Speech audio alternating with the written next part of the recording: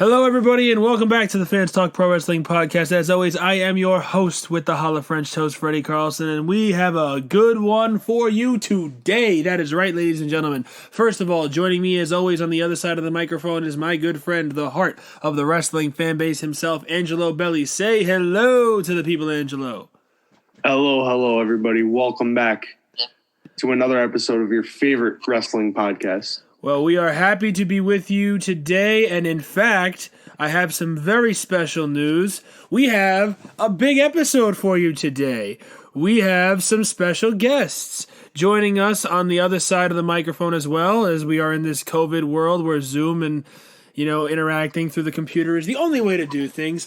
We have three very special guests joining us today right now. In fact, the numbers might go up as we go because there's a handful who we're not sure of. We are joined, first of all, by an old friend who's returning once again. Raph, say hello, Raph. What is up, the people? How are you, the people, doing? I hope you enjoy this podcast. We're a beloved host there, and we have some fun. We're gonna talk a lot of fun today. There we go. I love that. We also have two new first-time guests to the podcast. We got our good friend Adam. Say hello, Adam. Hey, it was good, everybody. Today's gonna be a good episode. Hope y'all enjoy. And I just saw him join. I don't know if he's able to speak just yet, but we also have our friend Evan on here. Evan, can you hear us? Okay, Evan's connecting still. No problem. Well, when Evan's here, he'll chime in, I'm sure. So, the purpose of this episode... Hi. Oh, there we go. I'm going to pretend I wasn't just chowing down on a Chipotle burrito. What's up, guys? It's okay. We've all been eating here, so... It's a fun day. Angelo and I have been looking forward to this for a while now. Over the course of the last, the last year since we started this podcast, it's been almost a year. Wow. You've heard me and Angelo at different points reference a group chat that I have been in for a while, and Angelo recently joined with some friends. We always talk wrestling. We talk life. It's pretty cool to be able to do that with guys who I've never met any of them before. I've met Austin once, and other than that, I haven't met any of you guys. But it's pretty cool to be able to still be in contact about things. And we all met through social media and through our mutual love of wrestling. And we're here today to talk about wrestling, and we're going to talk about Wrestlemania. We are on the road to Wrestlemania, as everyone knows. Well, actually, not officially. The Royal Rumble is next week at the time of recording, but be that as it may. We're going to talk about some of our favorite WrestleMania moments, matches, our hopes and predictions for this year, and, just have some fun. So this episode probably will be a little longer than our normal ones, but, we got a lot of guys here. We're going to have some fun, have a good time. So let me start off by saying... That was not PG, but go ahead. Anyway, we're just going to ignore that one and move right along. So... Let's get started by talking about WrestleMania in general. When you guys think of WrestleMania being the biggest WWE show and arguably the biggest wrestling show overall of the entire year, what do you think about? What is something that just when you think of WrestleMania, the first thing that pops into your head? Let's see. We got some guests. We'll let our guests go first. Any of you guys want to chime in? We're talking about... Oh, go ahead. All right, I'll go first. Yeah. Well, WrestleMania is really just I think, as aptly put by, I think it was JBL, it's like the Super Bowl of the wrestling world. It's like a culmination of so many important storylines that have been built up from the years, or multi-year feuds, if you will. So it's kind of it's cool to see these all high-profile matches and the big stage where even people who don't watch wrestling casually always tune into WrestleMania. So it's kind of like a big staple of the wrestling world. Absolutely, yeah. Raph, you had something? Typically, of course, I always look forward to the Andre the Giant Memorial Battle Royal on the pre-show. Yeah, we all love that. It's going to feel weird this year because we know for a fact, we always think about WrestleMania, think about Undertaker matches, right? And we know for a fact he's retired now. Let's really hope he's retired and stays retired. Let's hope because he retired to the best wrestler who, in my eyes, the best wrestler of the ever since Shawn Michaels. The best wrestler in the world ever since Shawn Michaels. AJ Styles. So it's the type of thing where, look at Taker. You always look at the main events. I definitely look over Brock Lesnar matches. I enjoy those matches because I know he's going to put on a show. I know he's going to show up, and just the big names. The big names always get you. I always am surprised by the opener. Well, not surprised, but I always expect something out of the opener. And openers have always been great, but the main event is the huge. That's it. That's the finish. And if you have a great main event to a great WrestleMania, it's going to turn out to be a great WrestleMania in the history of all WrestleManias. Oh, I couldn't have said it better. I mean, we've unfortunately seen some crappy ones, but we've also seen some amazing ones. You know, we avoid WrestleMania 32, we avoid Triple H and Roman Reigns at all costs, but for every one of those, you get, you know, what's it called, Brock Lesnar and Kurt Angle. So, you know, there's a trade-off that we can be happy with. Evan, did you have anything you wanted to add for this one? I already feel embarrassed based on their responses. Those are great points that they made. I don't know. I always think about like the atmosphere because like, especially like the past few years where it's like outdoors. So they have like those grand setups. They have the epic entrances. It's just always such fun to watch. Yeah, no, I think that the bigger the spectacle that they make of it, like you said, like those entrances. I love me a good entrance. You know, like watching Triple H entrance. They might be just as long as Undertaker's at this point because they just go on and on forever. But it's pretty cool. You know, I'm hoping that this year they can kind of return to that. Last year's Mania just felt so empty. No knock on the fact that they had no other alternative with the empty arena. But for me, WrestleMania is just kind of the point of the calendar where as a wrestling fan, you just always look forward to that time of year. You know, January to April is WrestleMania season, and it's meant to be a time of year where people come in and people, you have some of the biggest names in wrestling. And even if they bring back legends and bring back, different guys and characters and segments, it is meant to be the highlight of the year. And for the most part, it continues to be. Unfortunately, we do have our low points, and we're all bound to have them from time to time. But WWE does their best to avoid it these days, and that's something that I appreciate that they tried to do. Angelo, what do you got to say about WrestleMania? One thing that I definitely look forward to are, the moments that happen. I mean, you look back at Mania 35 when we went, and after 11 years of being in the company, Kofi Kingston won his first world championship. That moment was one for the ages without a doubt. Oh, yeah. So for me, it's more of the little, like, significant moments that happen. Oh, for sure, for sure. In fact, I think 3 of the 5 of us were actually at that WrestleMania. I know, Angela, we went together. Yeah. I know, Raph, you were there, and in fact, Austin was there as well. Yeah. He's not on with us tonight. It was pretty cool to have WrestleMania be right there near us and be in the area. Right. I said to myself after I couldn't go to Mania 29 back when I was 13 at the time, not even, I was 12. Yeah. I was right before my 13th birthday, and I begged my mom for tickets. I begged her so many times, and she just never let me have it. So I said to myself, the next time that they are here, I don't care how old I am, I don't care how much it costs, I'm going. I paid $315 to Angelo, but, because your brother bought the tickets. But, man, was it worth it. That night was 7.5 hours of just pure elation. And I think... And let me just chime in on that. Yeah, go ahead. I feel like WrestleMania 35 is honestly one of the best WrestleManias of the recent history. It really... Everything... The fact... Like, I was so surprised it gave us Seth beating Brock, Becky winning the title, and Kofi winning all in the same night. Vince doesn't do that. All of the titles that we wanted to see changed. All the baby faces went over that night. except for Corbin. Corbin didn't go over. Oh, we what do you mean? Baron that. Corbin's the biggest baby face of all time. Well, he didn't go over though.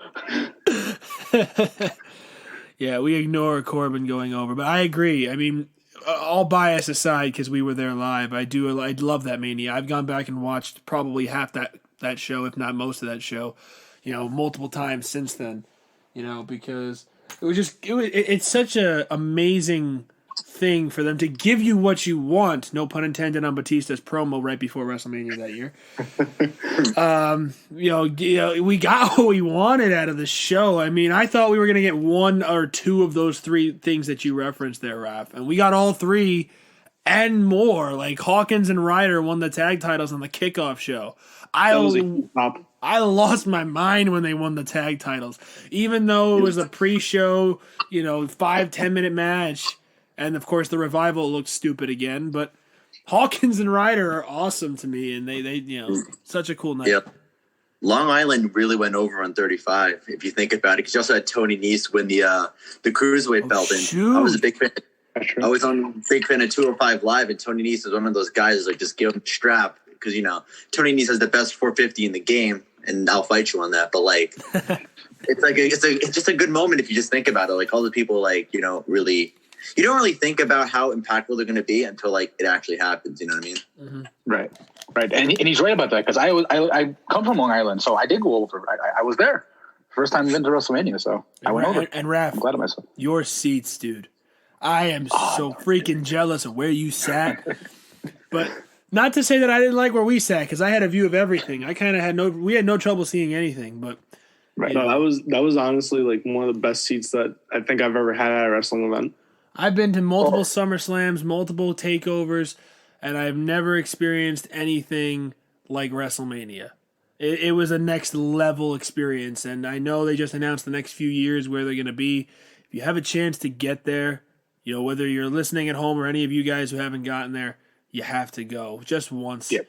As wrestling fans, whether we're lapsed, whether we watch the product regularly or not, it is honestly one of the greatest experiences I have ever been able to have. I'm almost 21 years old, and so I haven't had a lot. But in that 21 years, I've had a lot.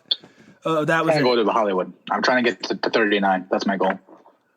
That's gonna be. It's gonna be epic. You could just. I feel like it's hard for a lot of fans to even get to WrestleMania though, because like a lot of them don't even get to go. I feel like. Until they reach like your guys' age. Yeah. The last time WrestleMania was anywhere near where I'm at, the West Coast, that was in WrestleMania 31. And well, I mean, how long ago was that? I don't even.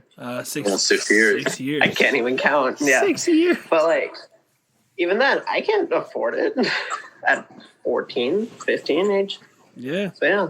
Yeah. You're absolutely right. I mean, that's why I couldn't go to Mania 29. I was in that same boat. I begged, and I was lucky enough that the second time around I had a full-time job that could pay for it. And, I saved money for a solid 6-7 months because they made the announcement, in April, and the tickets went on sale in November. And I was like, I don't care what I got to pay. I'm going to just keep throwing money in the bank. No pun intended. Yeah.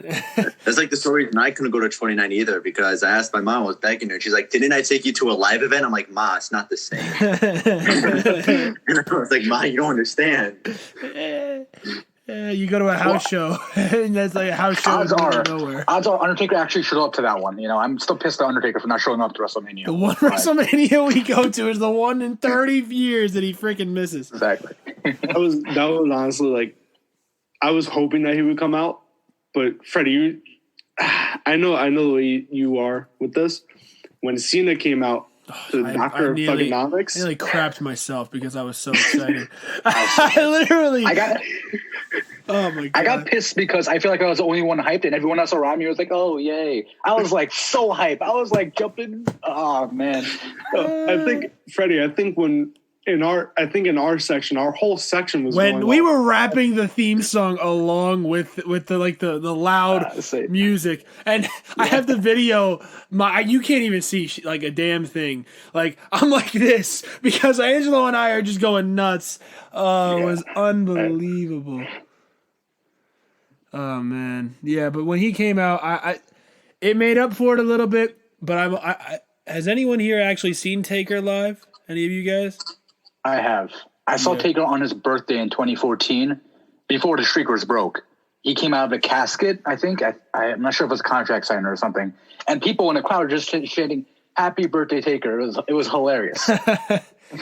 Yeah, I got to see him wrestle live once. His match with Brock at SummerSlam 2015, where he low blowed him and then Brock flipped him off.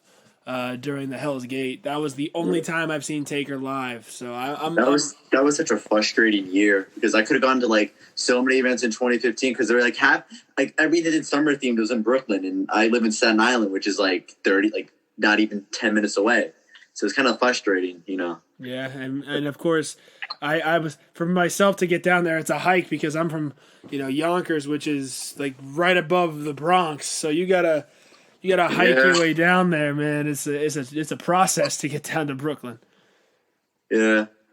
But I made countless trips there. I went to 3 out of those 4 SummerSlams. I went to 2 of the takeovers and an episode of Monday Night Raw. Plus, I went to a autograph signing at a Toys R Us in Brooklyn with 2 of my friends. We stood in line for 7.5 hours in the blistering heat to meet Finn Balor for 30 seconds. Had the worst hot dog I've ever had in line. Pretty sure they may have spiked it with something, but we won't talk about that. And I mean, it's a Toys R Us from Brooklyn. As a former Brooklyn resident, I'm not surprised. Let's be real here. Yeah. So anyway, we strayed from the topic a little bit. Back to WrestleMania. So yeah, anything else we wanted to talk about with that? I'm not sure if you guys had anything else you wanted to throw in there. Alrighty, well, the next thing I wanted to talk about, and this one's going to be very difficult, I think, because I'm struggling to pick one. Favorite WrestleMania match. There is 36 WrestleManias to choose from. 36 long years, and I'm pretty sure we've all seen like the best of the best of the best, at least in some way, shape, or form before. And we might have our own personal opinions. So, Angelo, you had sent me a list before. You texted me something. So while we let our guests think, why don't you talk about some of your favorites? Crap. Hold on, let me open it up because I do have 2 or 3 written down, like that I could really think of.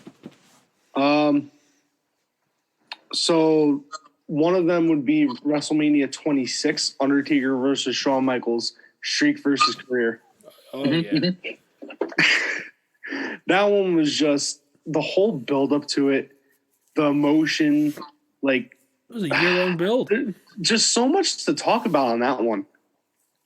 Oh, I mean, we could stay here for days and break down like every match. Like I loved that build up because they teased it, and then they just dropped it over your head at some point. I remember that Mania performance was, not Mania, the Rumble match for Shawn Michaels. I was never so emotionally invested in somebody. I was so sad when he got eliminated from the Rumble because I thought we weren't getting the rematch, and I really wanted to see it.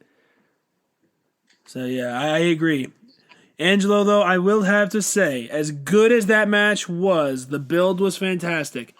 I maintain personally that the match they had the year before is, in my opinion, and I know this is an arguable statement, the greatest wrestling match ever, in my opinion. Like, not just Mania, I'm talking all time. Personally, I am held true to that for years. I still believe that to be the case. Mania. And that's why I like Angelo more than I like Freddy. Yeah, every game up, bro. Listen, it's a personal bias for several reasons. Let me explain. Number one, that was the first WrestleMania I ordered on pay-per-view to watch live. So I have a personal bias to that show in general. I mean, the rest of the show was but that match just kind of plopped right in the middle, was perfect. And secondly, the story behind it. If you like, the build may not have been as good as like in terms of compared to the second match they had, but the story, heaven versus hell, even down to their entrances, the stuff like that, you're just so perfect for their characters. Shawn, he's fought his demons to now be one with, coming from the heavens, while Taker rose from hell because he signified, like, that stuff to me, just the little bits of storytelling. Taker basically broke his damn neck in that match, came out and still wrestled another 15 minutes, and I tell you, his face when Shawn kicked out of that first tombstone, You can't tell me he didn't sell that perfectly. Personally, that's why I hold true to that. But Angelo, I do understand where you're coming from, and Raph, I can see your face. I'm sure you got something that you want to say, so go ahead. Okay. So much like you, reason why WrestleMania 26, I also not WrestleMania 26. That was kind of like a trash mania anyway. But the match of Shawn Taker itself, why I have a personal bias, because like you, it's the first pay-per-view I've actually ever seen in person, I do believe, like live on TV. And I just remember watching that match and just the emotion going into it. And we'll talk about the build and all that. But to me, it was the complete package of not just the build, the finish, Shawn's defiance, the way he just slapped Taker in the face. Oh, the tombstone. I'm sorry, I just hit my desk. But that tombstone, and it was the leaping tombstone too. I think that's where he started doing the leaping tombstone. I love that he cost him the match at the Chamber, cost him the title, all that. That's my favorite match ever. Without a doubt, favorite match ever. I have my own way of looking at favorites ever and best of all time. I really can't decipher what the greatest match of all time is, but I'm just going to throw Austin and Rock WrestleMania 17 in there because I absolutely love that match. Absolutely. Love that match. And yeah, I mean, when it comes to that match, I think that is the definition of the height of wrestling, period. The popularity of wrestling was never bigger than in that time period, and they capitalized on it with the two biggest names they had and just let them go out there, and they went with the craziest decision ever, and they turned Stone Cold Steve Austin heel. In my opinion, that was the end of the Attitude Era. It was. I apologize for you. I don't care about the whole invasion angle. That angle was trash. They ended the Attitude Era. The invasion is a segue. Think of it like that. It's just like a segue. It's a segue to the Ruthless Aggression Era. I like that, Adam. Yeah. Yeah, I mean, the match though, and if you actually go back and watch it, was very good. You know, for a no disqualification WrestleMania main event, I thought it was very good. Yeah. You go ahead. My favorite matches, kind of like in terms of like how iconic they were, are like kind of pale into comparison. I kind of have like two matches, like Brock versus Roman at 31 is like one of my favorites, and because for several reasons, mainly because like first off, Brock and Roman, I don't care, smarkiness aside, it's just a good like boss fight, and I'm a sucker for those, right? And then you have Rollins, cashing in, which I was a big I'm still a big Rollins mark, but like when I was like younger, it's like the whole I hope he doesn't fail to cash in because Seth Rollins was one of those cool wrestlers. And so seeing that and like the culmination of like how people didn't want Roman this, don't want to go over it. Then you have someone, steal it, like, heist of the century. It's like, it's one of the unforgettable moments. So that's like, if I had to pick a singles match, that'd probably be number one. Absolutely. I'm a sucker for that match too, Adam. I can be honest and say that I've watched it back more times than I probably should have. Yeah. I mean, like, people are like talking like memorable matches. It's like outside of like here, some of them like in between, but like you don't really talk about like the mid 2000s, 2010s. I mean, that much. Like from like they had a lot of good ones. Like another iconic one. I know Raph made the joke in the beginning, but the first Andre the Giant Memorial Battle Royal was actually still is one of my favorite matches to just watch. If I just need a quick match to watch, it's like, and I will say this right here, it's the perfect battle royal, and I'm not afraid to say that. Like, a lot of people got their stuff in, and then you had like the whole homage to like Andre and Hogan from Mania 3 with Cesaro and Big Show, which in retrospect it wasn't that big of a deal, but it made Cesaro look like a star. Like I thought he was going to be like like the next big thing, like Brock Lesnar pun aside. But like, yeah, it's just a really good battle royal. I'm just a sucker for battle royal. So yeah, if you, I don't know if you guys listened to the episode I recorded a couple of months ago, my fantasy rebooking of Cesaro's entire WWE career. And, I had him win that battle royal. Obviously, I didn't change that. But the key piece for me was that was the start of his world title push. And it should have been. They partnered him with Paul Heyman. They did so much good.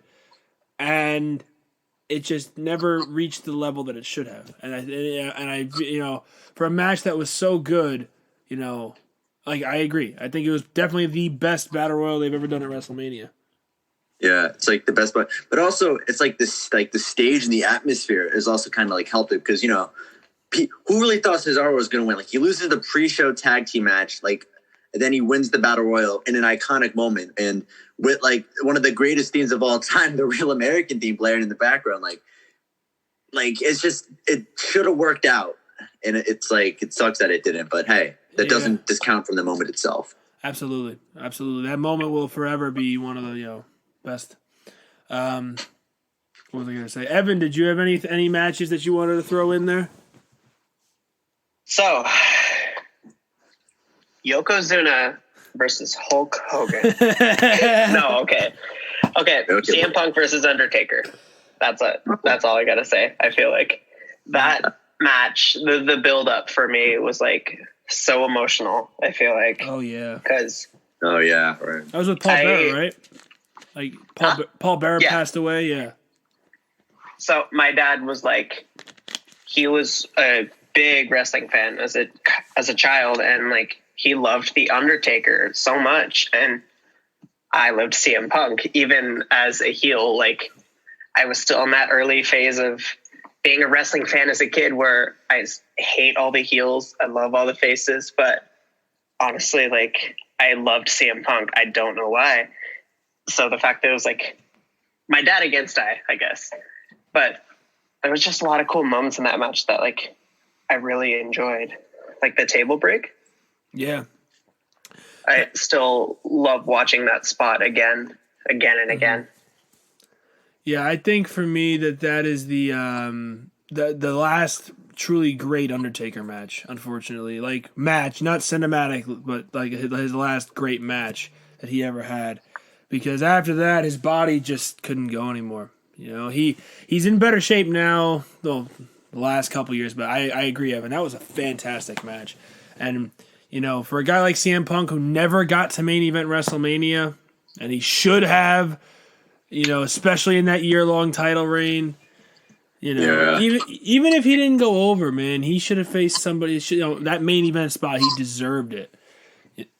I'm not a guy who says people deserve a lot of things, but he deserved it. Yeah. Well, you got to remind me. Is that's the year he came out to Living Color playing his song, right? Yes. Yeah. That was incredible. Yeah. No, that was a very cool entrance. CM Punk's one of those guys that would have benefited if they did the 2-night manias early, because this past Mania, you had the whole 2-night thing. So you have people like AJ Styles who got the main event of Mania. Yeah. It was like, right. That's like 4 main event. I mean, unless you want to count the Big Show Dark match, but I don't think anybody counts that. No.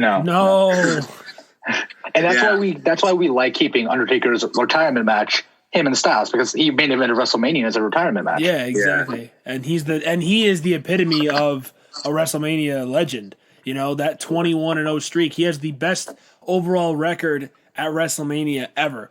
25. Wait. 21-2. RVD is 6-0, I think.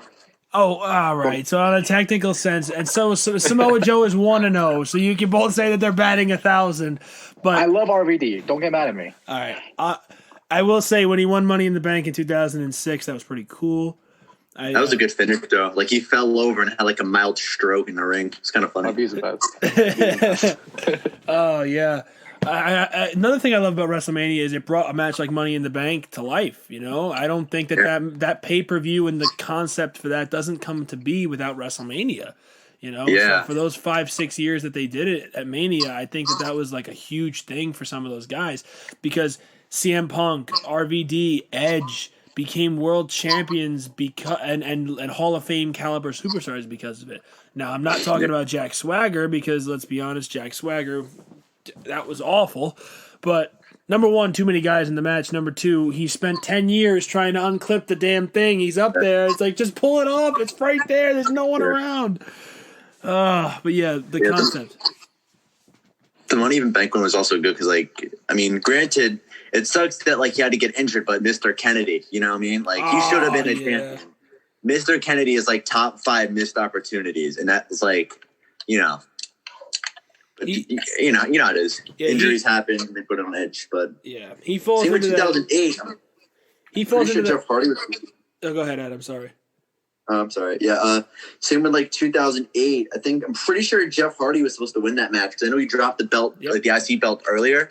Then he failed the drug test, naturally, and so they gave it to Punk. So I guess it's like a bit of a pick your poison, I guess, in terms of missed opportunities like that. Oh, absolutely, absolutely. Yes, I believe the Hardy was supposed to win the briefcase. He would have lost the IC title at some point. And then he already lost it to Jericho previously. Oh, he did. Okay, you see, that's fuzzy for me. I know my WrestleMania and my wrestling history, but it's fuzzy for that stuff. But yeah, he was supposed to go over, and I felt kind of like, as a Hardy fan, that would have been the year to do it, Yeah. And then Christian, I think Punk going over the second year may have been a little excessive. I feel like Christian should have won it that year, but. That's rebooking WrestleMania. Here's another match I feel like if we're talking about WrestleMania and like some of the greatest matches ever at WrestleMania, we do have to mention WrestleMania 3, Ricky Steamboat versus Macho Man Randy Savage. I'm going to be honest here, and this might put me in the minority. I have only watched that match for one time, start to finish, and it was probably 7 or 8 years ago, so I don't actually remember the match. But I have friends, Angelo and I have a friend named Mark, his dad, Hank. That is his favorite match ever. And he will, if you bring that up to him, he will talk about it. Hank, if you end up taking a listen to this, there's a shout out to you. But, yeah, it is arguably the greatest technical match WWE has ever produced. So, what do you guys have to say? Have any of you guys actually seen that match and have more of a statement that you can give than I can? Well, the thing with that match, because I've actually seen it, I actually watched the entirety of Mania 3. And, for what it's worth, it's like a good Mania match is something that stands the test of time, right? And Mania 3 is 30-something years ago.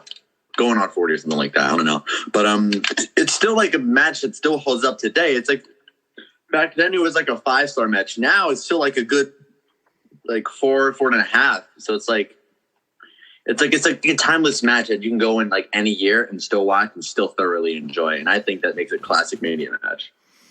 That is absolutely the best way to look at it, I think. I think that any Mania match from back then is going to be that way, yeah. Yeah.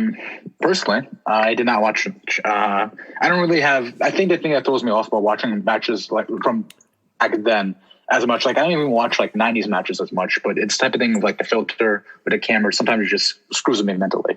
But I feel like I don't underestimate anything about that match because I know Macho Man Randy Savage. Honestly, he's one of the most underrated and underappreciated wrestlers ever. I feel like he was the greatest wrestler in his time period. When I look at Ric Flair, Randy Savage, in that, when we talk about time, not the greatest of all time, but when we talk about the time frame. I still think he's up there for me. Top 10 discussion, but go ahead, yeah. Yeah. Right. But I feel like he was always overshadowed by Hogan. But Macho Man had a wrestling ability.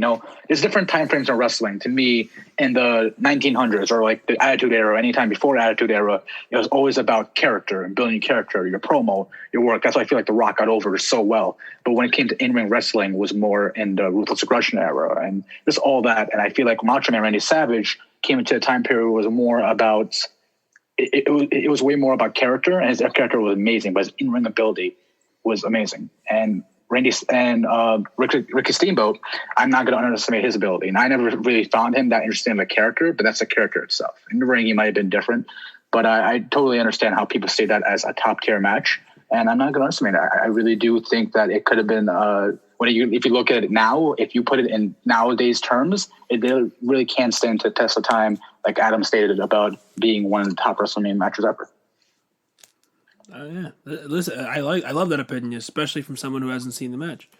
So that's very good. Anybody else want to have an opinion on Savage Steamboat? Well, I'll be honest. I also am always late to the party for those older matches. But I mean, if your word is good, I mean, I think I'll give it a try. Honestly, I don't know. I'd love to check out some older matches, especially because like Macho Man really was like one of the greatest of all time. But I mean, it's hard to say that, I guess, because I barely watched any of his matches. So, I mean, I'll definitely give that one a go, I think. Yeah, I do recommend it. Like I said, I haven't watched it in a very long time, so I have to bow back on the respect of that. But based on the opinions of those who like I said, taking people's word for it, it was an amazing match. I think for the time too, WWE's product in the 80s was never about being technically proficient. It was never about having the best, mat-based match, having all these outlying things. It was about the two biggest guys getting in there and slapping each other around for a few minutes, like Hogan and Andre. And then, big body slam, and that's the moment everyone remembers because same show, he slams Andre, and everyone's seen that. So you kind of forget that, the greatest WWE match ever took place on that show. Or at least what people say is the greatest WWE match ever took place on that show. You forget about that. So to me, it's just the fact that, people aren't giving that the time. So Evan, I would say give it a chance if you do get the time, look at that match. Another match, not as old, but still going back, into the 90s at least. A match that I have seen a few times and I did really enjoy. WrestleMania 13, the match between Stone Cold Steve Austin and Bret the Hitman Hart. That was the night people truly believed that Stone Cold became a star and really ascended to that next level.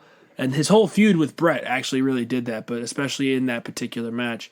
Angelo, have you seen the match? What did you think of Bret versus Austin from back in 97?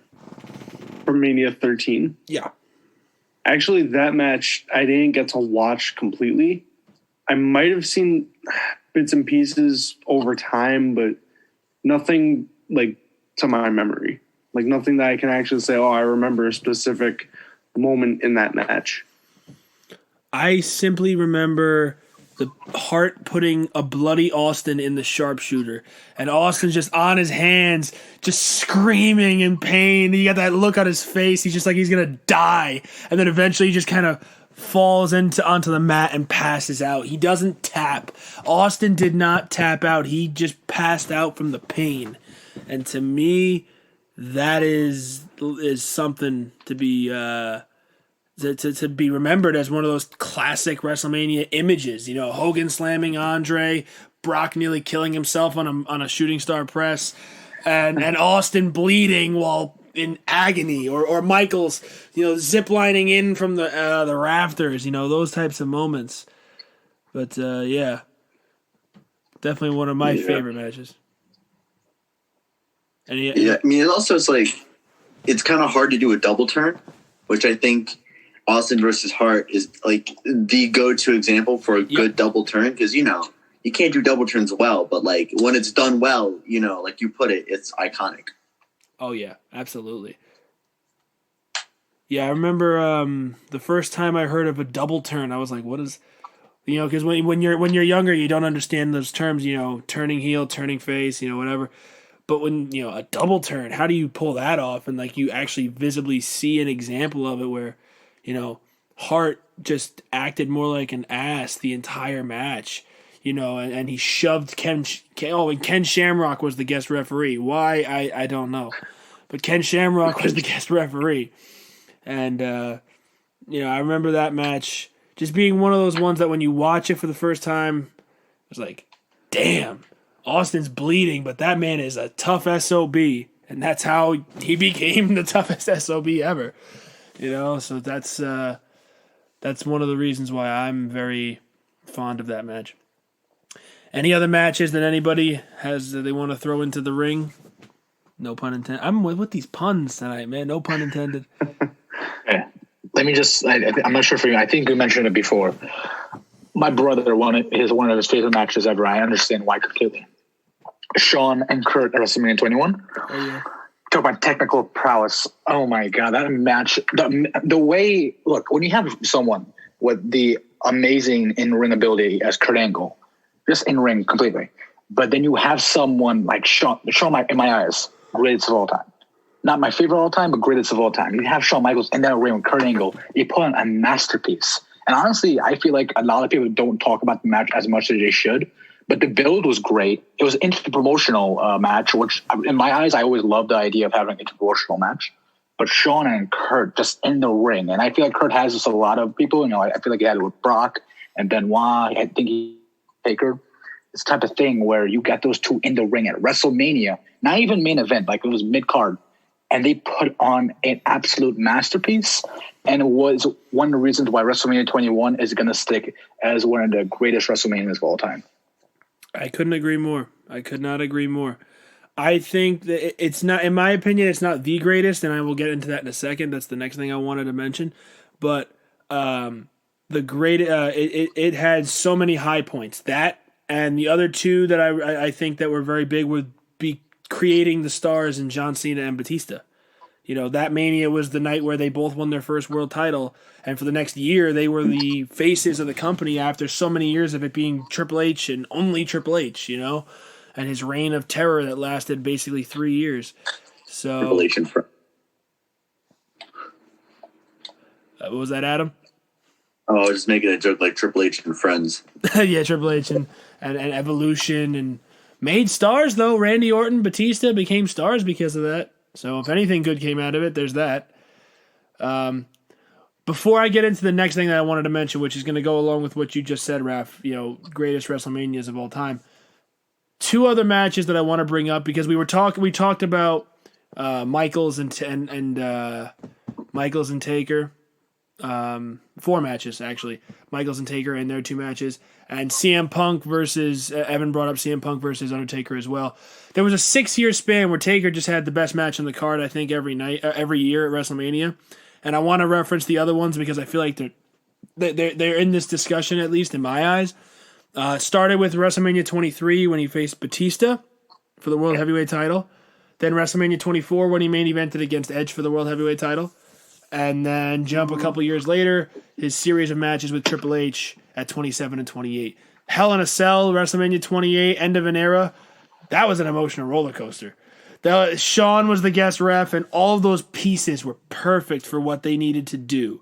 And I think that they pulled off the perfect scenario where you thought Taker was going to lose. You thought the streak was over. When he kicked out of the sweet chin music into that pedigree, holy hell, I couldn't believe what was going on. I lost my mind that night. But what did you, out of those 4 matches, any particular memories that you guys have of them? Those are the last ones I'm going to throw out there.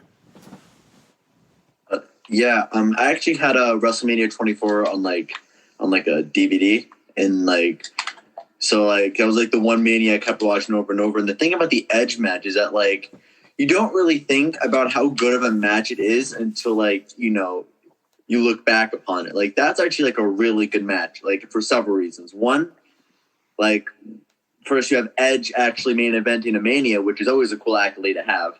But also you had that little moment where Charles Robinson is running out through the stage, hard cam and all, and it's and then Taker still kicks out, which I think was pretty funny. And I don't know, I guess it may be the Orlando setting, because I'm a sucker for good atmospheres. It's it's a good match in its own right, and also considering the caliber of talent in the match, it's it's up there. Definitely top 10 in my opinion. Yeah. Freddie, I'm going to argue about this. I love those matches. Absolutely love it. I think Batista and Undertaker is not as well thought about when it comes to it because I love absolutely both of them, so I think it's more of a biased decision. But you said that Taker has the best span of matches. In my eyes, I feel that's Shawn Michaels. I feel like every single match Shawn Michaels had at WrestleMania was amazing. If you date back to when his return was, WrestleMania 19, him and Jericho. WrestleMania 20 with him, Benoit, Triple H. Then him and Angle. Then him and Vince. And it's not even always just the best matches, the most entertaining. Yeah. Him and Vince. Oh, my God. Vince McMahon can be one of the best wrestlers in the world. All right? Let me just throw that out there. All right, well, hang on. All right, hold up. His son is the best wrestler in the world. He won that tournament in freaking Saudi Arabia. Oh God! Right. And McMahon's McMahon. It's okay. But Vince created that trophy. Don't forget that. The genetic He created jackhammer. But then you look at him and Cena at WrestleMania 23. It was, and then they had the masterpiece on the Raw after, when he had like a 60-minute Iron Man. And then it wasn't even an Iron Man. It was just they went to a draw. They fought for an hour. Yeah, you're right. It was just went 60 minutes or just one pinball. Amazing. And then it was so Sean Cena, and then you had Sean Flair. Everyone talks about them. Yeah, myself, I thought it was a good match. I think it was a little overhyped, but I understand the wrestling that was around the time period where wrestling became less like, it felt like a lot of people lost the flair, and I feel like that was, no pun intended. I felt like that was because of injuries. And then you had him and Taker. Then him and Taker again to end his career. Then you had Super Showdown with the 4 of them. Oh my God. Amazing match. You said that, not me. Well, I'll address the WrestleMania point. I'm not going to touch that tag team match from 2018 because Angelo knows I'll be here all night on that one. He knows. I want to make it known that I am not a fan of those super shows in Saudi Arabia for multiple reasons, but I'm going to keep it to simply this one for the purposes of our podcast and the non-political nature of it. The matches they put on just don't need to freaking happen, but I'm going to leave it at that. I'm not trying to see Goldberg break Undertaker's neck anytime soon again. Anyway. You won't. Yeah, I know. He'll be breaking Drew's at the Rumble next week. Oh, God, help us. So, no, I see your point there, Raph, and I think it's an interesting comparison, the series of matches and the caliber of the guys involved. And first of all, look at the two guys we're talking about. Shawn Michaels and The Undertaker. I mean, probably the two greatest of all time, or arguably two of the greatest of all time. Definitely. It's hard to go wrong. I lean towards Taker's because there was the added excitement of the streak for all of those matches. So there was like titles on the line. There was main events of WrestleMania. 4+ years of build with the Taker and Shawn's, the Shawn and Triple H stuff. That 4-year series that they had. Like Evan was saying before about the stuff with Paul Bearer and like how they worked that in, to a WrestleMania storyline less than a month later. Like, I just feel like they perfected it. Shawn was never going to have a bad match. Shawn could have a 5-star match with a broomstick at the height of his career. But not to, that's kind of why I think that the added excitement of the streak and how it quickly became more and more possible that it would end because every person he faced posed a new threat. Batista's this monster, could just beat him with an inch of his life with his bare hands. And he finally did at the end of the year. But, and then Edge, this cunning, opportunist who was trying to cheat at every point and was doing a good job of it and just couldn't do enough of it to beat the greatest of all time. And, of course, the Shawn and Triple H stuff being arguably the best series of matches storytelling-wise that you could have ever put together. 4 straight years of just perfect storytelling. And then we talked about Punk. But I also see what you mean. Michael's matches were technically flawless in almost every way, usually. I'm going to throw this out there. It's a little sidetrack. Just a little thing I wanted to add to the side, though. But when you think about Shawn Michaels, and it kind of bothers me, his career ended in 2010. His last world title run was in 2002. That kind of bothered me because I always looked at him as the greatest of all time. And it's like, he kind of deserved it after everything he did. 2007. When he came back. 2000. After his series with Cena, I know that was Cena's year-long reign, but I just think that there was the old saying, you drop the ball. That was one of the instances where I think it would have been okay to drop the ball, to pick the ball up and run with it, even if it was for a couple months, because Shawn was in the best. That was the best character that he was performing under at that for the rest of his career. In that range. Anybody else have comments on any of that? That Raph and I were just having that back and forth. Oh, I was actually just going to say I disagree with the whole Michaels deserved a title win that we just finished with, actually. Because I feel like he didn't really need the belt, considering he was a bit up there in years. His might was just, he had the whole Orton thing, like, past 2007, so it's like, just a little, like, a side note. Oh, yeah, the age of Orton. I remember that. Yeah. So, like, he never really needed it. Like, it would have been cool, but, like, he didn't need it. Like, Oh yeah, I can understand that. I also see where Raph's coming from though. And that's why I threw out early 2007. If he beat Cena that year, I wouldn't have been as upset if, if he did it in like 2008 or 9, beating a younger Randy Orton, beating a less established guy like Jeff Hardy, like that would have been a little bit of a problem for me. But I guess, yeah. Yeah, listen, I also see where you're coming from, and I think that's a good point. Okay, so the next next thing I wanted to talk about, let's keep it moving here because it's been close to an hour now. Greatest WrestleMania show of all time. So if you lump sum everything on each individual show, 36 WrestleManias previous, obviously there are some that overall are very good and some overall that are very bad. WrestleMania 27. Sorry. Just a little cough there. We don't talk about WrestleMania 27 if you're not talking about Triple H versus The Undertaker. Besides that, I don't want to look at that show ever again. And before you could say it was Edge's last match, but he's been back since then, so you can't even say that anymore. But The Miz, though. The Miz? The Miz main event the Mania. What are you talking about? This is true. Before CM Punk. CM Punk's still waiting to do it. Oh, God. So, yeah, universally, if you guys had to look at some of that, what would you say might be the greatest WrestleManias of all time, overall? WrestleMania 20, and for several reasons.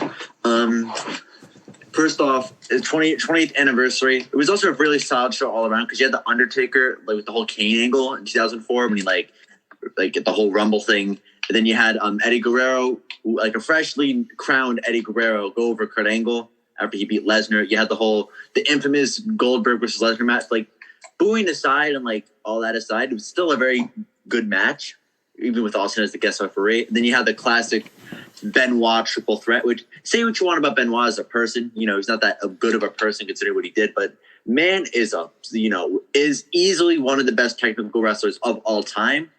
Which, if he didn't commit the atrocity that he did, he would definitely. Because he's basically a Canadian Eddie Guerrero in the last aspect, if you think about it. But aside from all that, all the undercard matches were good. The whole Christian Jericho thing, the whole strategy, that was a good match. The RVD and Booker T, like not ironically, but like each tag match, like for the tag titles, are all like fatal 4-way tag matches, which I think was pretty interesting. So it's like, yeah. Also, in Madison Square Garden, you can't really go wrong with that. I just think it was a solid WrestleMania that, considering the main event, it doesn't really get talked about as much as it should be. Yeah, I think it was a very good Mania. Yeah. Anybody else? Any other Manias they want to throw into the ring? You guys can go first. I'll go last. I talked a lot today. I'll throw out WrestleMania 35 there for a few reasons. Freddie, obvious reasons where bias aside, Angelo. Bias aside. I mean, first of all, the amount of pyro that we saw for celebrations. Oh God! It was great to see that, considering that we haven't had that for a while. So that's one of the things for me is that, we got to see our favorite people go over. Save aside Baron Corbin. Also, the crowd was like electric from beginning to end. And you also saw the Hall of Fame class come out. That was one of the best moments I think that I've ever seen in person. And also Alexa Bliss as the host. What more could you ask for in a WrestleMania? Kurt Angle going over. One more thing. We only needed the one more thing. That's true. Evan, you have one? I'm going to be honest. In the background, while you guys were doing that, I was trying to review the past 3 or 4 WrestleManias, trying my best to remember like the good matches, because like I remember I actually kind of liked Asuka versus Charlotte from 34. was a good match. And then I pulled up the rest of the card, and I was like, this isn't as good as I remember it being, all these matches. Yeah. So then I go back to 33, and I'm like, still no Mojo Rawley. Mojo Rawley, oh my God. Yeah, Gronk, you know. He existed, basically. How is he still employed? Yeah. Whoa. No, okay. Maybe might come up to your podcast, kind of. Not like that. It's not like that, but yeah, I think I'm gonna side with 35 for me, honestly. That's a great show. Again, I'm biased aside. I got to be careful with that. But Raph, what do you got? All right, so I might ruin your thunder with this. I'm going to go over just a couple, right? WrestleMania 35, honorable mention. That's not even biasly. When you throw bias aside anyway, that was Batista's last match, Kurt Angle's last match. That was just, and they had good showings. Everyone was like picking on the Batista Triple H match. That's the way Triple H matches are. Batista had a good showing. He hadn't wrestled in years. He had his little slip up, but his entrance was amazing. I don't know if you guys remember seeing that. I was electric when he's like, yeah, and slammed the door on the limo. Amazing. DX, when he came out for the Hall of Fame, I was hyped. Just everything felt like it went right for WrestleMania 35. Now, let me just do like what Adam stated WrestleMania 20. I felt like that was amazing. I think the only thing that threw it off really was the Goldberg Brock match because that was so hyped. And I feel like that's the reason why, in my personal opinion, and I feel like on others, I'm going to just do my top 3 of top WrestleManias. I feel like that's the reason why it's not really arguable. So number 3, I'd put WrestleMania 21. As you stated, stars were born. Edge was born. His stardom started again. Yeah. I feel like he was supposed to be pushed early in 2000 after that Attitude Era. Then he got injured. He came back finally, and then he was able to get that, ultimate opportunist. Batista, Cena got pushed. I felt like Orton had his push because him and Taker, which I feel like was a great match. As we stated, Shawn and Kurt. Triple H's reign of terror ended, but Evolution ended, which was a huge, just all-around story. Then we just go to number 2 on my list, which is, I feel, WrestleMania 19. Oh, wow, yeah. WrestleMania 19, Austin Rock, the trilogy ended, and it ended Austin's career. Even just being that could be a top 3. But then you add in Vince and Hogan, which I stated, Vince is amazing in the ring. It's wildly surprising. Man will kill himself. Shawn and Jericho. Right. He killed himself him and Shane would kill himself for the company. Yeah. Then you go to Shawn and Jericho, which are 2 of the best in-ring wrestlers you can ask for. Then you kick off with, your main event is Kurt and Brock. I'm going to skip Triple H and Booker because I honestly feel like it was whatever match, and I really didn't feel like Booker T was the right contender at that point because they just randomly threw him in for a title run. They didn't feel like they were really building him. I felt like it could have been like an RVD Triple H type of thing. Yeah. But you go to Brock and Kurt. Just that match was amazing. Yeah. You look back at it, it's incredible. They had incredible rivalry. Number 1, and I think a lot of people can agree with this. I'm not sure if you guys agree with it, but I know a lot of people, and I hate to be one who always agrees with everyone else in the IWC, but WrestleMania 17 was head to toe gold. Triple H and Taker had an amazing match that the referee was knocked out. The entire match was not DQ. There was DQ in the match, but the referee was knocked out the entire match, and they fought in the crowd. What else happened? The TLC match, I think it was. My favorite. Or it was a ladder match. Okay. Well, go ahead. Sorry. Go ahead. Well, you can mention it, but Austin Rock. We just skipped to Austin Rock because they had a great women's match. They had the hardcore match with Kane, Big Show, and Raven. I believe it was. Yeah, it was Raven. And I think Benoit and Angle, in my eyes, they were the best rivals to each other. Angle's best rival was Benoit, and Benoit's best rival was Angle. They had an amazing match, and no one really talks about it. But I don't think it's more of because of the Benoit incident. I think it was more of people don't remember it because that card was just stacked, and that was just in the middle of the card. Then you just hop to the main event.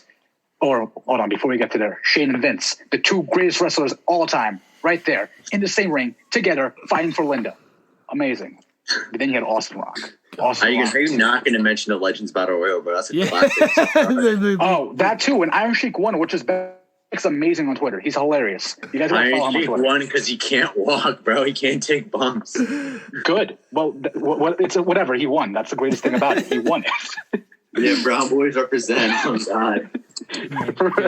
And then you have Austin Rock. Yeah. Oh my God. Freddie, you can go, but Austin Rock, the second one's the best one. Absolutely. I could not agree more. I'm going to agree on several fronts. Number one, I agree, in my opinion, greatest WrestleMania of all time. Number two, that was the greatest match of their trilogy. And number three, you mentioned the TLC match. When I tell you right now, I have watched that match probably more than any other match I have ever seen in my life. I'm not kidding you. I had the old, they had a DVD back in the day, the ladder match.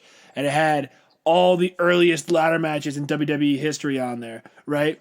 And so I went and watched that whole DVD basically once a week, start to finish. Right. And I watched all the early ladder, and eventually I just cut it down to one match, TLC 2 at WrestleMania 17. And I said that Shawn and Taker is my favorite match of all time. My second favorite match of all time is the triple threat ladder match that night. You can't put together a better ladder match. Guys have tried for years and they just cannot. And it's so unfortunate because they set a bar that will never be touched, and I hope that one day someone gets to that point, because if I see a ladder match that's that damn good, I'd be happy. It's tough to do. So I'm, Raph covered all of my points for WrestleMania 17, but yes, sorry for taking a thunder. No, you're good. The one other WrestleMania I did want to throw in there. I was debating between two. I was debating between WrestleMania 31 and WrestleMania 24. I'm gonna go with 24 simply because I feel like for the roster that they had at the time, they used it the right way. We've already talked about Edge and Undertaker in the main event and why we think that was one of the better matches in Taker's streak. We talked about CM Punk winning Money in the Bank because Jeff Hardy got suspended. But there was some other matches on the card that actually were pretty good. If you go back, the opener was JBL versus Finlay in a Belfast brawl. It was fun. It was so fun, that match, man. I love the Belfast brawl. I've watched it a few times. It was very good. Batista versus Umaga. Just two guys that you never thought you'd see wrestle each other, but it was a good match, all things considered. Big Show versus Floyd Money Mayweather. The boxing / wrestling match. I don't know. It was entertaining, to say the least. And then Triple H versus Randy Orton versus John Cena. Triple threat match for the WWE Championship. I think that you can't put together a better group of guys to really tell a good story. Both guys wanted to get their hands on Randy Orton, and Randy, being the heel that he was, kept getting out of the ring, kept getting out of the way, making them fight each other. I just feel like it's an underappreciated card that was very solid, that was very, well put together. Oh, and Shawn versus Ric Flair in Flair's retirement match. So I think universally that show was the best that it could have been in that time period. And if you look at the Manias directly around it, 22, 23, and then 25, 26, from top to bottom, it's the most well put together show. Because if you look at, 26 had its low points and the main event being the high point. 25, same thing, really only had one really memorable moment. With outside of Taker Michaels, was Cena picking up Edge and Big Show at the same time, Mania 23 just had too much fluff. I was not a fan of the Battle of the Billionaires. I'm not gonna lie, that did not do a lot for me. And 22, Edge and Mick Foley was the only thing there. And, two crazy sons of what's. Those two guys for that match, diving into a freaking flaming table. Yeah, I mean, I solidly just stay away from that whole entire pay-per-view in general because it was Taker and Mark Henry. It just felt like it was a really random match. You put Taker against Mark Henry, and he didn't even Mark Henry just felt like he was just building his character, and he didn't even do anything really. He was just there to be put in the casket. So I wasn't a big fan, but I want to say that Cena and Triple H actually did put on a good match that night too. They did. Oh, They and did. the triple threat with Angle, Ray, and Orton was good. It was very good. Yeah, I think that was rushed a little bit because of time constraints. And I feel like, for a world title match with 3 guys in it, 10 minutes was not nearly enough time to really tell the story. But I did like it. I did like it. Again, look at the caliber of the talent in the ring. No matter what, it's very hard for those 3 guys to have a bad match, unless Kurt Angle's facing Baron Corbin. But Evan, what do you got? I actually wanted to make a little comment about that triple threat match. That was actually like one of the first wrestling matches I'd ever seen, because I kept getting it like suggested in my YouTube for some reason, and I used to watch it all the time. And I guess looking back on it, yeah, should have been longer for sure. But I mean, I don't even know how old I would have been, but maybe 10 years old. That was like really fun to get into. So It was short enough to put on YouTube, so that tells you enough. I think the whole video was like half an hour. So that's like including the vignette at the beginning, all the entrances too. When a wrestling match has the vignette and entrances equal the amount of time for the match, you know that there's something wrong. Hey, whoa, wait, hold on. Goldberg and Brock at Survivor Series. All right. Sue me. I missed one. I missed one. But yeah, no, for sure. I liked the match, and I think it was the right way to crown Mysterio and let him have that moment, especially after Eddie passed away, and they built the whole thing around Eddie, and maybe not the most tasteful storyline, but, the match and the character of Ray was good enough, in my opinion. Any other matches shows that we want to throw in there? I mean, we're talking 36 years of WrestleMania. We've mentioned maybe 5 or 6. It's funny to me that you were talking about WrestleMania 24 and you forgot to include Kane versus Chavo Guerrero.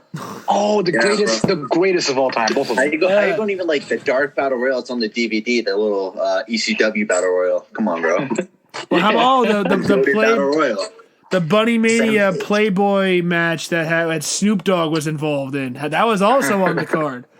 Snooki, Trish Stratus, and John Morrison. All I gotta say. Oh God, no! Oh yes. What did we say about forgot WrestleMania 27? Throw it away. We forgot about The Rock versus Eric Rowan. Oh, Of course. the greatest WrestleMania match. That's the real main event. Roman versus Hunter. Who? Come on now. Yeah, that should have been their main event. Oh my! In all honesty, though, WrestleMania 29, they had the triple main event, and all the matches proved what they had to prove. Yeah. Like, obviously, the Triple H Brock match was slow, but that's a Triple H match in general. If you can appreciate Triple H's work like that, do you understand that? I think Rock and Cena at that match, that WrestleMania was actually it was a really great match. People underestimated it and they're like, okay, twice in lifetime, but when you take away that part of it, that part of that is a second build, you got to look at it as a completely different match. And when you look at it like that, it actually was a very, very good match for someone like Rock, who didn't wrestle or wrestled one match before that. Right. Yeah, I agree. And I think that the show was better than most people expected it to be. Not I, but most people expected it to be. And that's saying something because there was some talent there. It was the first WrestleMania for the Shield. Those guys really starting to come up. We've had this whole discussion, and I mean, one of my favorite Mania moments ever, we've completely skipped over this entire video. Daniel Bryan, WrestleMania 30, winning the main event. Oh, right. I mean, I remember when I was 14 watching that match, I was just like, whoa, that crowd was hyped. The Monster video package for his match with Triple H, it is one of the greatest vignettes before a match ever. It got me so hyped. I literally could not stop. Oh, man. That match and Brian and the match neither match was amazingly fantastic, but you weren't there for that. You were there for the match itself. I mean, Angelo, you and I have talked about that match a lot. What do you remember about the night watching Daniel Bryan winning that freaking match? Man, the one thing that comes to mind is him literally having to fight for that opportunity. First of all, he wrestled Triple H in a match to qualify basically to get the titles. And then coming out, and everybody was so behind him. And the second that he won that match and held both those titles up, the crowd just completely erupted. For me, that was one of the best like WrestleMania moments that I've ever seen. One of the greatest matches I think that I've seen in the past like 5 or 6 years. Yeah. To piggyback off of that, it's also WrestleMania 30 in itself. It's also a really good show because, in like perspective, it was the first pay-per-view they put on like they streamed live on the network, I believe, because that was the same time the network came out. And so, yeah, for the first one came out on the network, so like they kind of like had a big like expectations and say what you want. Like WrestleMania 30, it's not a top tier show, but it's certainly not a like low tier show. It's like. It's a perfect balance of like questionable booking decisions and the right decisions. Like on one hand, you had obviously the Cesaro Battle Royal, you had Daniel Bryan winning, but then you also had John Cena going over Bray Wyatt. So it's kind of like end the streak dying. I mean, honestly, the end of the streak it makes sense. I mean, it kind of the whole Brock Lesnar thing. Brock Lesnar was at least a believable person to break the streak like that. It should have been Bray, but Brock was a respectable choice in of itself. And if it wasn't Bray, it should have been Roman a few years later instead of. You know. Oh wait! We're getting too much, Freddie. You have to do a podcast where we talk about who deserved to break the streak. That's your next podcast idea. All right, we have to come back. Stay tuned for the next time when we come back and talk about who should have broken the streak, because I'm sure we're going to debate that for 2 hours next time. Matt Gonzalez. Let me just mention. You guys were talking about Daniel Bryan the whole time, and I'm always thinking about Daniel Bryan that moment. Always to me, it always dates back to Benoit and his moment, just because everyone just compared his fighting the style that they had inside the ring together. And to me, right, the crossface and the diving headbutt and just all the moves they had, the skill set. So to me, it wasn't as emotional as everyone else had made it seem. But to me, when we talk about special WrestleMania moments, I can honestly tell you, I look back at the Benoit, Eddie, when they're hugging and celebrating WrestleMania, you could feel that moment. Just they've been friends forever, and the whole build. Like I can't imagine a time before that where Shawn Michaels was the face and got booed as the face in the match against Triple H. And everyone was wanting Benoit to win. And then just the payoff was just 19 years. And JR's commentary added it too. I can tell you, honestly, without a doubt, I think I watched that a couple months ago. I literally almost had tears coming down my face just because I felt that emotion. And it wasn't because everything happened after and everything with the legacy, but just when you think about the build to it and you just incorporate that as much as you incorporate the match and the end, it just gets to you. It's like, after so long, this guy really just deserved that moment. Oh, absolutely. I think that if you're talking about the greatest closing to a WrestleMania ever, it does edge out the whole Bryan winning just because of the sheer, and now in retrospect especially, the sheer just circumstance of those two guys who for years were told that they would never be world champions. They wrestled all around the world, proved that they were the best damn wrestlers in the world, and continually got told no. Got told you're not good enough. You got told you're not going to be the best. What ends up happening? They get to the top of the mountain at the exact same time, and they damn sure deserved it. So I agree with that. Yeah. Talking about another great WrestleMania ending, I did mention WrestleMania 31.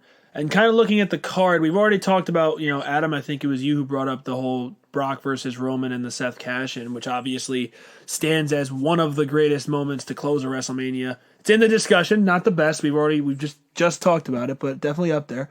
But the rest of the card wasn't bad, maybe not properly executed. But if you look at the rest of the card, I mean, Triple H versus Sting on paper should have been so much better than it was. It became, the day that they opened the doors of the retirement home and let all the legends come out. It became less about Sting and more about WCW. Yeah, so. Yeah. That was my gripe with it. Was pretty cool to see DX facing the NWO, but then you realize that X-Pac was also a part of the NWO, and Nash and Sting was like a not affiliated with the NWO. It's like, wait a minute, hold on. And then Nash and Hall and Shawn and Triple H are in the Clique. It just made no sense. There was Honestly, a lot.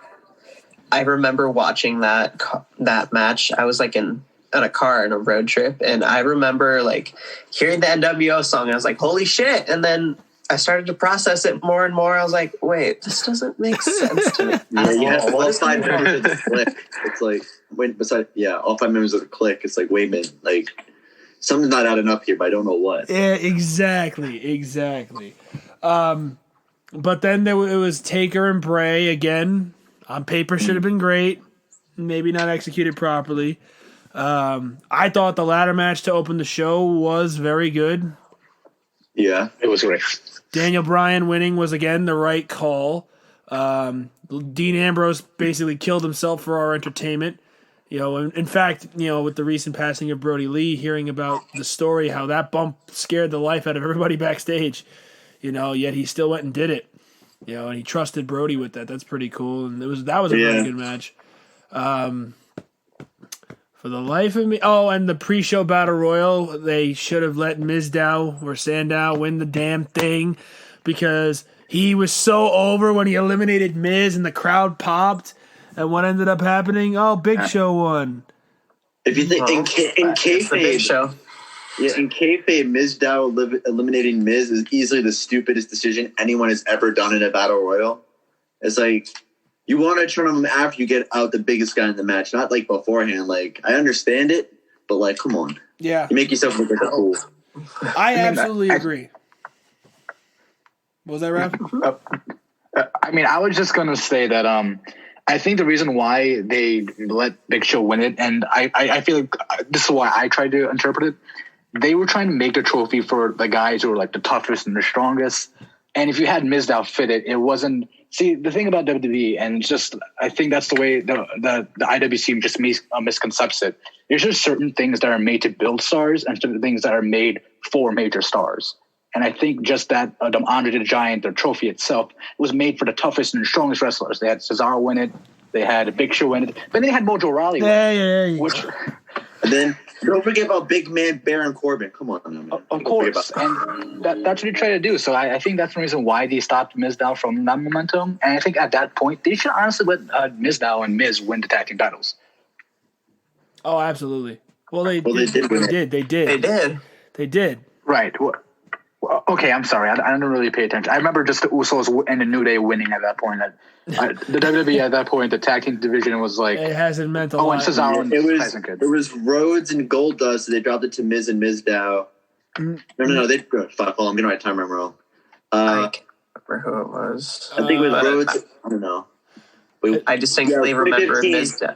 So it was Rhodes and Goldust, the New Age Outlaws, then the Usos, and they traded it back and forth for like a while. No, I think it was. I think when Miz and Mizdow held it, they won it from the Usos, then lost it back to the Usos.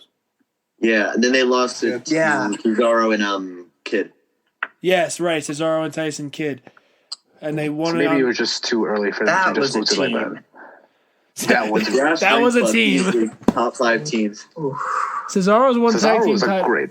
He's won tag team titles with 3 different wrestlers, yet he never won it with his first tag team partner, Jack Swagger, who I thought should have won it. He should have won it with him more than anybody. I'm not a big fan of Jack Swagger, so I just felt like he was a bland character himself. Oh, now you get to watch him in the Inner Circle every week on AEW Dynamite. No, I don't. I don't watch AEW. I'm fine. I'm chill. Wait, what's AEW? Ain't that a steak sauce? It's like the new team. No, it's a type of root beer. Oh, fair enough. There you go. Oh, God. Anyway. And then, and the other thing about Mania 31, that again, questionable booking decision, John Cena going over Rusev. Although it did produce Cena's open challenges. Evan? I'm glad you brought that match up because I was wanting to bring up the Tank. Yes. The Tank. Rusev, my man. This is so entertaining. I love Rusev. Rusev. Oh. I went to WrestleMania with a tank.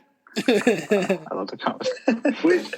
Which is weird because Rusev is always that guy that's like never gets booked well. Even in AEW, famous steak sauce, like he still isn't booked well. At least with Kip Sabian or whatever. Yeah, he's Like, the best man, and he just walks around with a butler now. He's doing the same thing he was doing on Raw, except in a different company. He's allowed to stream. Here, I give you fish.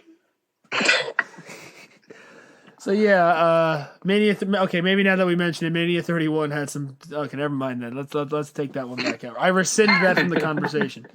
Hold on, you forgot AJ Lee and Paige teamed up. Oh yes, they faced the Bella Twins. Oh yeah. Oh, and that was the one where Ronda Rousey flipped Stephanie Triple H. Oh right, it was that one. Right. They had that 20-minute long promo in the ring. I'm like, this is WrestleMania, and I'm watching an episode of Monday Night Raw right now. Okay, so I rescind WrestleMania 31 from the discussion. WrestleMania 34 had. Remembered? Go ahead. Sorry. No, you're good. Okay. I can't remember if it was 31 or 30, but I remember really hating this backstage promo of a bunch of legends. They were playing with, it was either Brawlin' Buddies or those little mini Slam City figures. Oh my God. It was maybe like a 3 or 4 minute segment, but it felt like an eternity to me. Those commercials always sucked. Those are painful. It was paying old men to come back and pretend to have fun. Play with toys. Yeah, exactly. Hey, PG. We're keeping this PG. We're trying to keep this PG. Isn't that why Ron Simmons comes in at the end of it? Damn. Darn. He goes, darn. Dag nabbit. Oh my goodness. I'm just going to say that WrestleMania 34 had its moments. And the best mixed tag team match I've ever seen in my life. Yeah. I hate mixed tag team matches. I do too, but Ronda showed out that night. She showed out that night.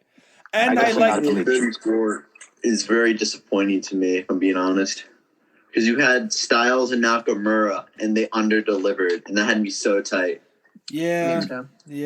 Honestly, I'm not gonna lie. I really do love Asuka versus Charlotte from that year, and I feel like it doesn't get enough love anymore. I think the only reason why that match is not high as it should be for me is Asuka should have won, man. She should not have had her streak ended that night. Because then what happened, if you follow the trend of where Asuka went after that, what did she do? She lost to Carmella 3 freaking times. Yeah. She went from being undefeated for 900 days to losing to Carmella on consecutive pay-per-views. I can't forgive that. Nothing against Carmella, but at that time, Asuka was supposed to be this big dominant wrestler who was never going to lose, and she was losing to Carmella because of James freaking Ellsworth. I'm gonna address that. I feel like the people, just the IWC in general. I'm going after IWC because there's a lot of things that they're very, very sensitive about.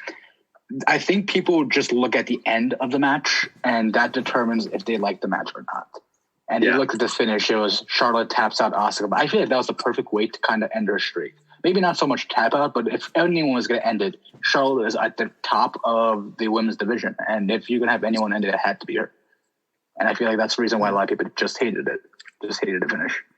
I think, I could see that. That makes sense. Said it a couple times in the group chat. Well, Charlotte wins. Lol. Yeah. Sure. And I'm petrified that she's going to win the Rumble again this year. I do not need her winning the Rumble again. She has been in 2 of the 3 Women's Royal Rumble matches, and she's been in the final 2 twice. Charlotte is like Roman Reigns in the Rumble. That's what you do in a Rumble.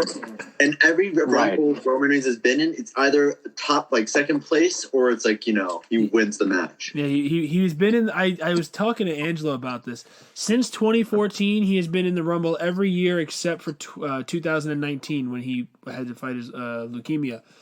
And he has been in the final 3 or later in every single Rumble he has been in. Not even. He's either the runner-up or the winner, no matter what. No, 2016, he was the final 3 because it came down to Triple H and Ambrose. Oh, that's right. But final 2 with Batista, eliminated. He won in 2015. Then final 3, Eliminated by Orton, eliminated by Nakamura, and eliminated by McIntyre to win to lose those 3 Rumbles.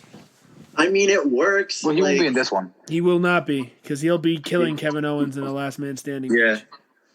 He's doing the tribal chief thing. I'm never gonna forget the heat that he got from that year. He came in at 30. Oh, Everyone. Oh, dude. it was awful. It was so bad.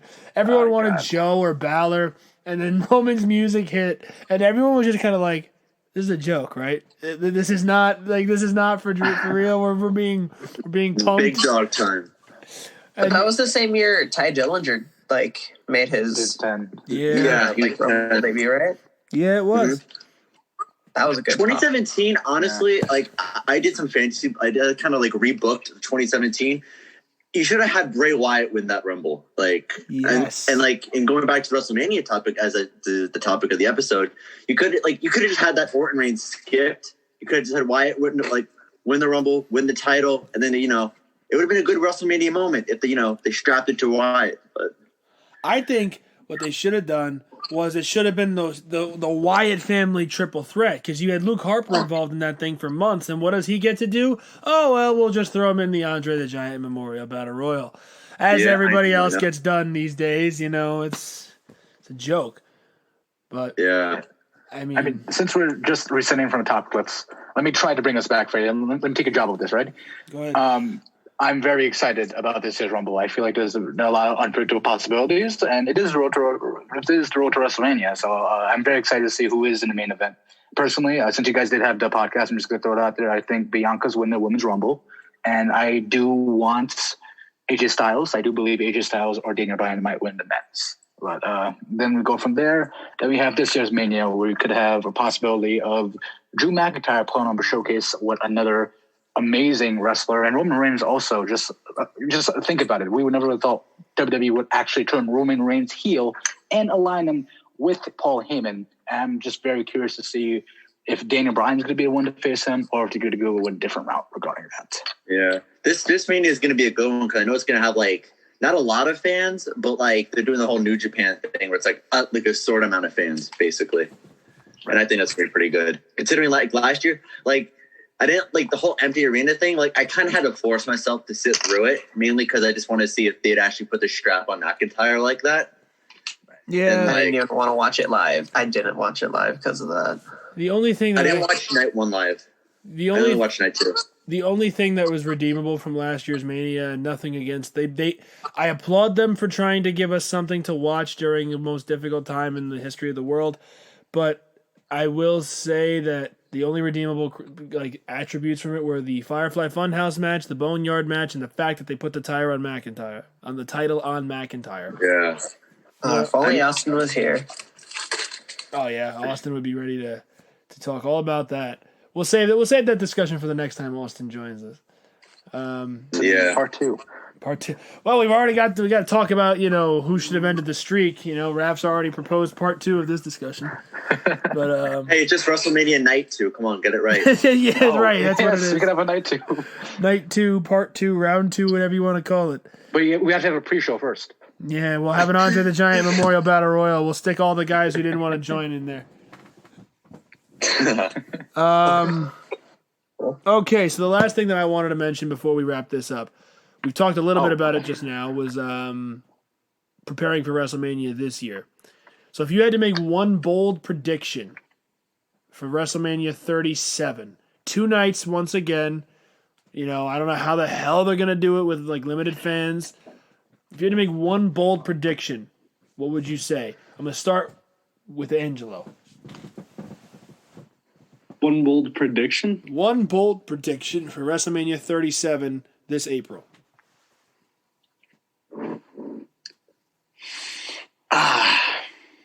Well, I'm going to say that we might get Keith Lee versus Drew McIntyre if Keith Lee is the one to win the Rumble.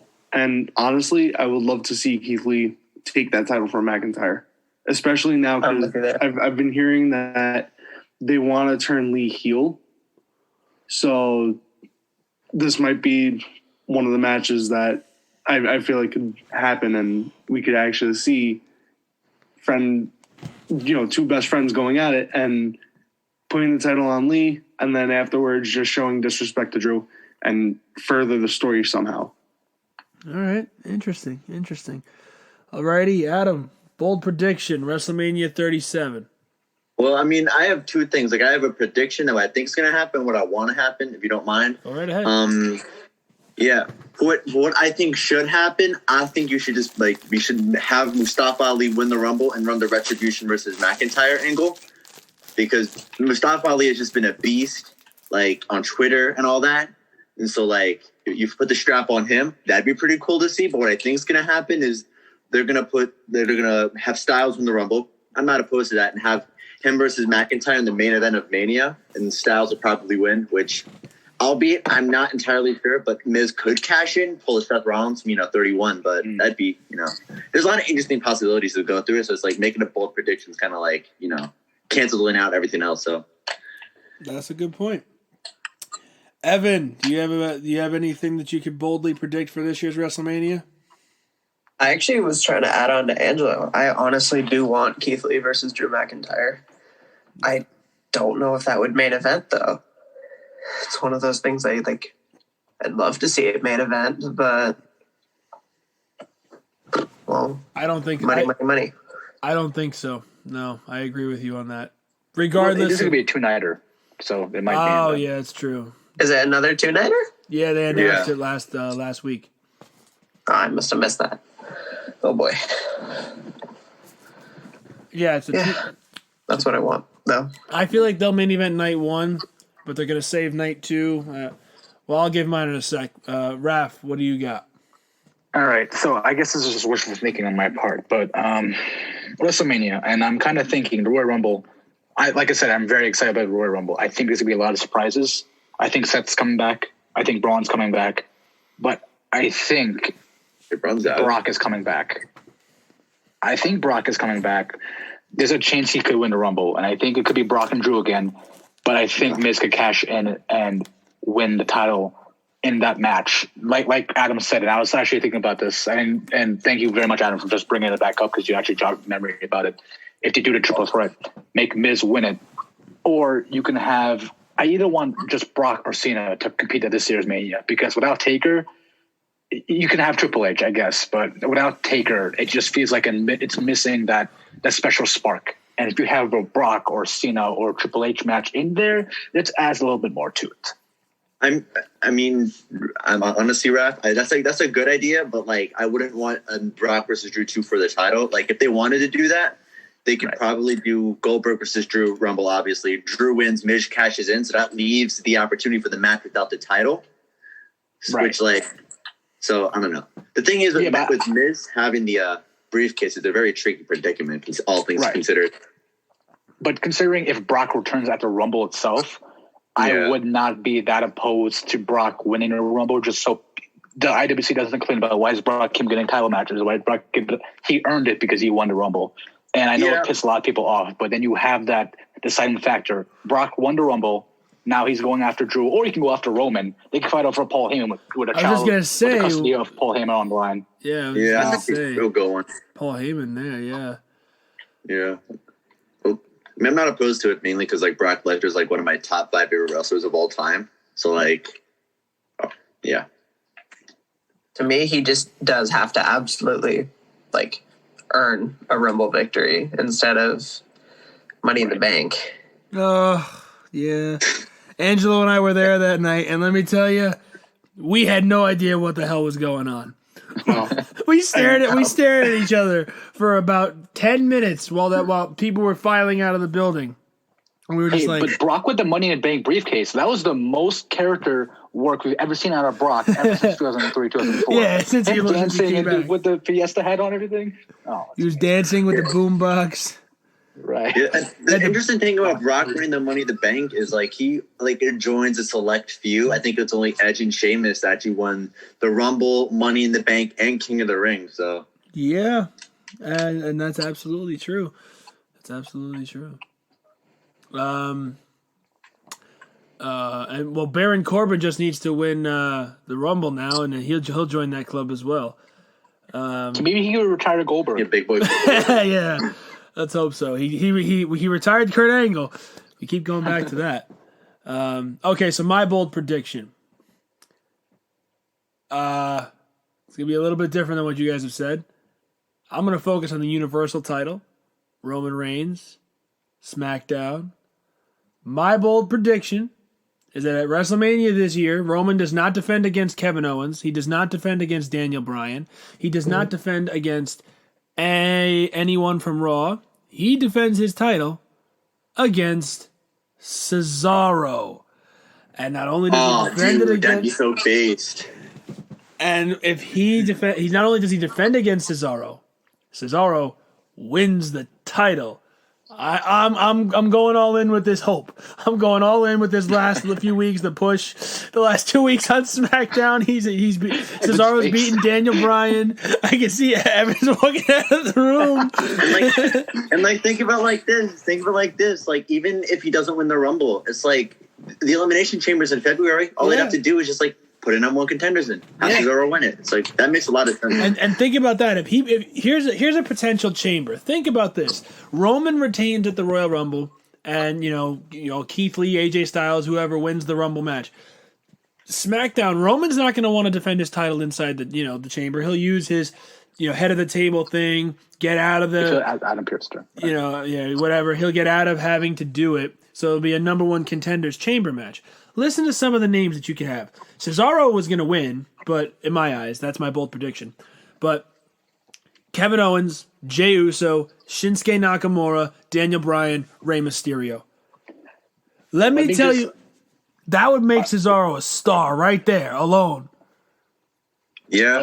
I have a future booking for Dominic, and it's just in the way that exactly that, if you have Mysterio in an Elimination Chamber match, where Mysterio gives all his opportunities to Dominic Mysterio, and Dominic keeps on losing opportunities, and this could build Dominic as a heel. And this is just for fantasy booking, I guess, but that turns Dominic and Rey into a rivalry later on, at a later point. But if you have that, and put Dominic in there just to have him shine and just to lose right away, that's gonna be a huge spark just for that rivalry. I'm all for that. I just want Cesaro to get that big win, earn his way to Mania, be the guy that nobody expected to freaking win. That's my bold prediction. He's going to go to WrestleMania. He's going to beat the Tribal Chief and leave as the Universal Champion. I mean, it'd be 7 years too late, but hey, 7 years is better than forever. So yeah, and he's one of those guys where it's not like 7 years too late. You put the title on Bill Goldberg. No, they're finally put it on the right guy. Yeah. So give it to Gilbert. Gilbert's a little better. Yeah, Gilbert. Let's give it to Gilbert. And he actually has pyro in his entrance. Put it on Corbin. Yeah. Hot take: Corbin should have actually won successfully cashed in 2017, but people would have loved him. It would have turned him face just because he beat Jinder. I can't wait to WWE to do the ultimate swerve and Daniel Bryan or AJ Styles wins the Rumble and challenges Balor for the NXT title instead. Oh, that should be the swerve. That would be awesome. I mean, I'd be down with Daniel Bryan versus Finn Balor. Sounds interesting. Or how about main event of WrestleMania? Running back AJ Styles and Finn Balor on night one? Yeah. That was a great match. I just rewatched it last month. Yeah. Had the right guy win and everything. Yeah. Balor needed to go over that night. Good. Alrighty, guys. Anything else we want to add in to this discussion? I feel like we've been going, I think, at least 2 hours now almost. This episode's going to be a very long one. I have a closing statement right for anybody listening. Rusev on a tank. Base Rusev. Yeah. On Chauncey's tank on Chauncey's tank.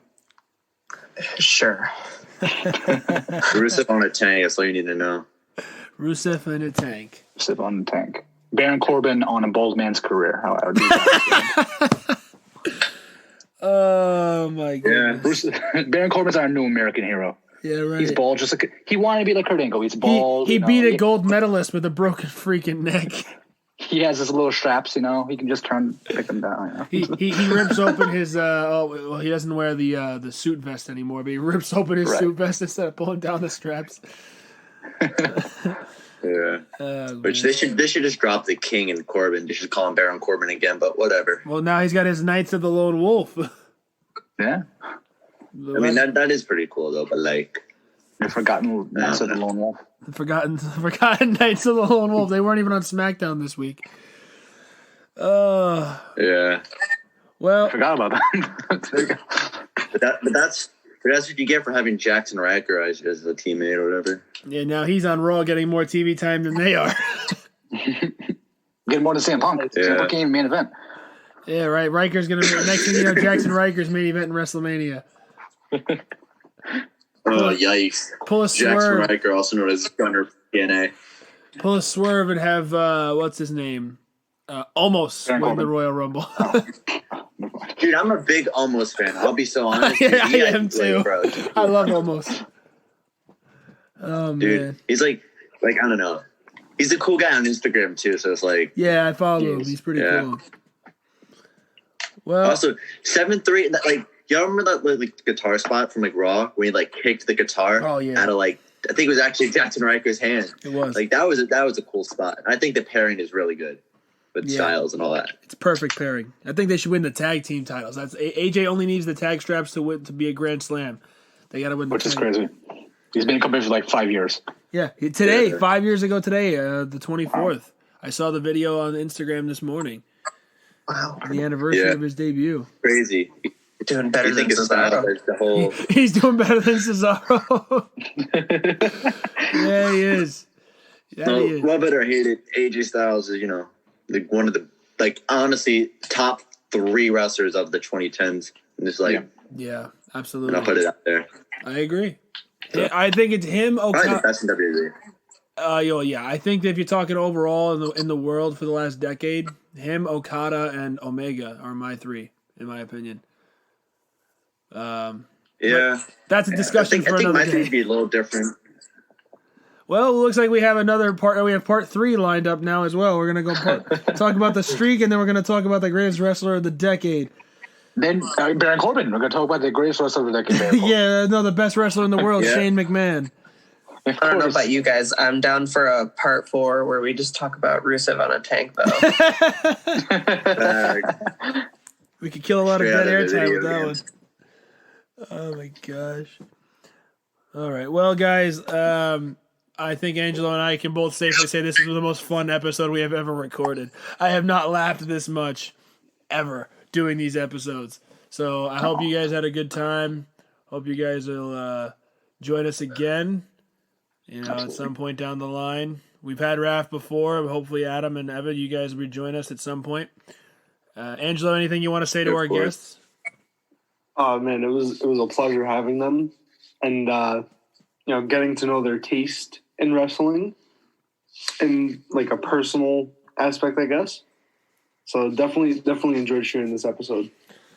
And our wonderful guests, anything you want to leave our fans with? Go ahead, Evan. Yeah. I'll leave it up to the listener to decide. They know. You know. They know. Base. Yeah. I hope all you beautiful people out there, the beautiful people is a very good sub on Maryland Management. But I hope all you beautiful people out there have a very great day, have a very great life, and hope you are able to enjoy the Royal Rumble coming up, which I do believe will be posted. This podcast will be posted before then. It'll be posted in And about an also hour. WrestleMania. I hope you guys all enjoy WrestleMania. I hope you have a fun time listening to podcasts. I really appreciate you guys for inviting me again. Evan, I'm glad to just hear you and actually talk to you the first time. Adam, you as well. And I do appreciate just meeting you guys again. And hopefully down the line we'll have another 70 parts to this one podcast. All righty. And Adam, Evan, anything else? I mean, Rav kind of said it well. It's good to be here. It's a good podcast. It's always good to talk about wrestling with your boys, obviously. It's like the Rumble's coming up. The Royal Rumble's the best pay-per-view of the year outside of WrestleMania. So it's always going to be a good time. So, yeah. Till then, have a good one. Rusev on tank. Rusev on a tank. All right, I feel like I should say a legit statement instead of what I did. I just want to say thank you, obviously, of course, because, I mean, thank you for opening up the doors to your podcast, for letting us come on here, rabble on for almost 2 hours now, I think. Yeah, just about. Yeah, it was cool to be here. I mean, you guys already probably know, at least you guys that I'm talking to. I barely got back into wrestling after almost a year and a half of nothing, and it's always fun to like listen into your podcast specifically, because I mean, you're the only one I really know. So well, thank you. Well, we cool to appreciate experience. we appreciate that. We appreciate that. And we appreciate you guys coming on. It was a lot of fun, like I said, and hopefully you'll be back at some point in the future. So on behalf of our guests, Austin, Austin's not here. Sorry, Austin. Whoa. Sorry, I'm We exhausted. don't talk all about right, that here. it's been a long We gotta day. get them on. It's been a long day. I've been up for like 16 hours. Okay. On behalf of our guests, Raph, Adam, and Evan, as well as my co-host, Angelo, we thank you for joining us for another episode of the Fans Talk Pro Wrestling Podcast. We will see you again very soon. And always remember to never be afraid to be a fan. So long, everyone.